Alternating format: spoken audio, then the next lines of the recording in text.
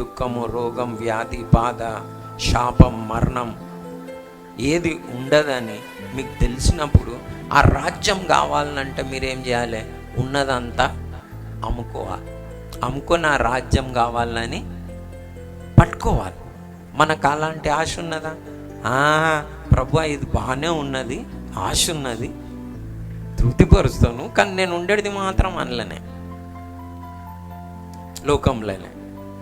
అట్లా చాలామంది క్రైస్తవులు ఉన్నారు, క్యాషువల్గా ఉన్నారు, పోరాటమే లేదు వారి జీవితంలో. అది కావాలని పట్టుకుంటలేరు.